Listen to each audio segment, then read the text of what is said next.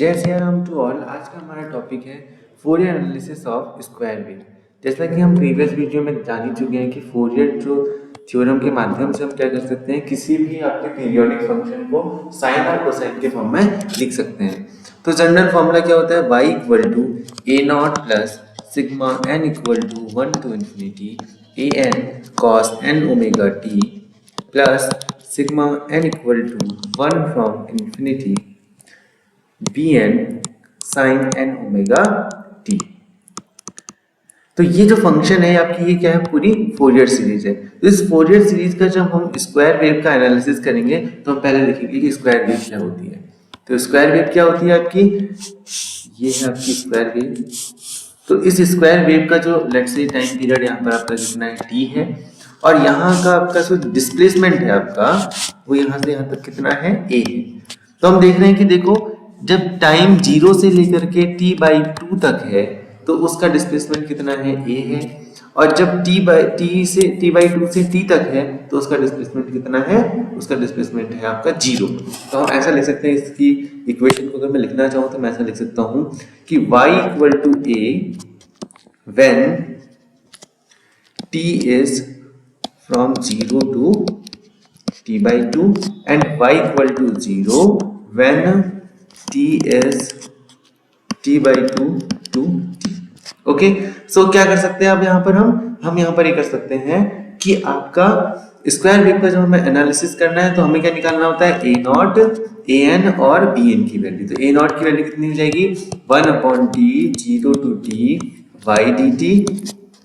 सो इसको हम लिख सकते हैं 1/t 0 to t/2 y dt plus 0 to t/2 to t y dt equal to e not.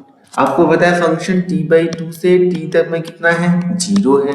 तो ये टर्म पूरा क्या हो जाएगा, 0। यहाँ बचेगा केवल कितना, a बचेगा। तो a नॉट इक्वल टू कितना हो जाएगा, a नॉट इक्वल टू जाएगा 1/t, और इसकी वैल्यू हो जाएगी आपकी a and that is t and t/2।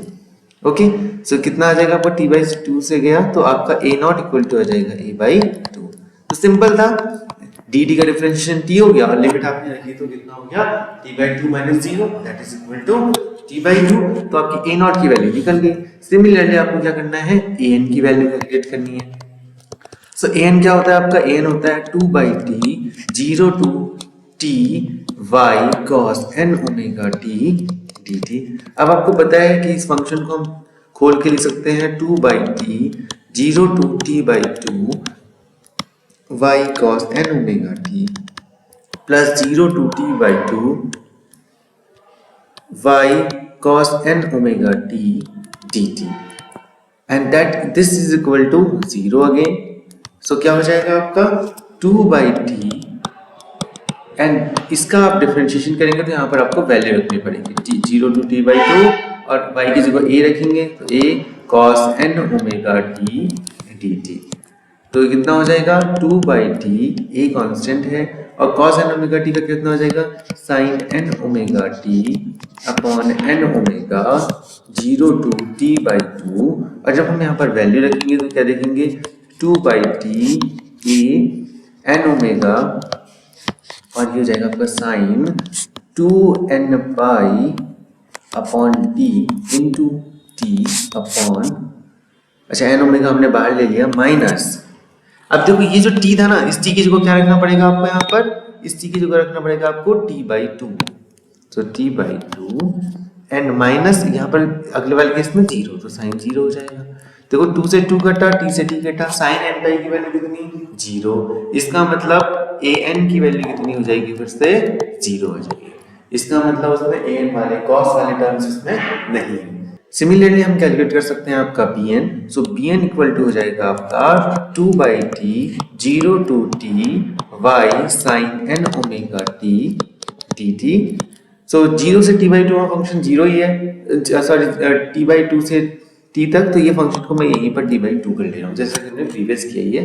y की जगह हम वैल्यू रख लेते हैं a, तो 2/t a cos, इसका हो जाएगा cos n ओमेगा t upon n omega 0 to t/2। तो बन जाएगा 2/t into a n omega cos का कितना बचेगा, कॉस एन ओमेगा की जगह 2 pi by T into T की जगह टी बाई 2 माइनस कॉस 0। तो देखो ये करके कितना हो जाएगा आपका कॉस एन पाई हो जाएगा। अब कॉस एन पाई की वैल्यू आपकी +1 भी होती है और -1 भी होती है। तो आपको ये पता ही होगा कि +1 कब होती है और -1 कब होती है। प्लस तब होती है आपकी cos n pi is equal to +1 when n is even, जब इवन होता है, और -1 when n is odd। और देखो अगर +1 होगी तो 1 और cos 0 की वैल्यू तो 1 होती है, तो आपका 1 - 1 इक्वल टू कितना हो जाएगा, 0 हो जाएगा। किस केस में, जब n इवन होगा। और यहाँ पर -1 इक्वल टू -2 हो जाएगा किस केस में, जब n क्या होगा, ऑड होगा। तो bn इक्वल टू 0 व्हेन आपका n इज इवन। तो bn इक्वल टू आपका माइनस, देखो 2a तो है ही, 2n omega and that is equal to 2। तो ये हो जाएगा आपका जब आपका n क्या है, आपका ऑड है। तो इस ओमेगा को फिर से खोल लो तो कितना हो जाएगा, -2a upon t n 2 pi upon t into 2।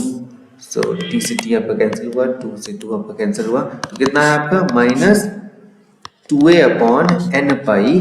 ये आपकी वैल्यू किसकी आ गई, bn की आ गई। अब आपको कुछ नहीं करना, ये bn की जगह आप वैल्यूज को पुट करते रहो, मतलब n की जगह आप रखो। जैसे b1 अगर आपको निकालना है तो -2a अपॉन 1 पाई हो जाएगा। b3 आपको निकालना है क्योंकि b2 तो 0 ही हो गया, n इवन है तो वो 0 है।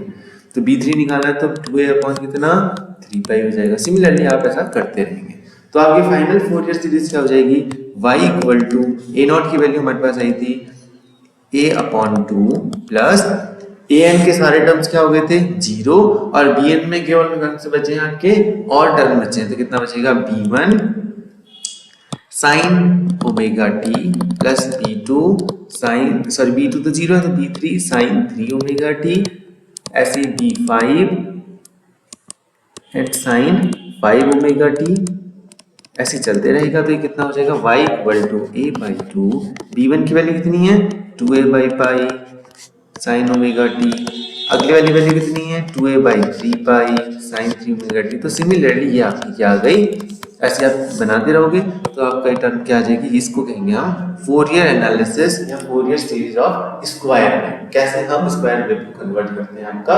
फोरियर सीरीज में। सो जैसे टू ऑल।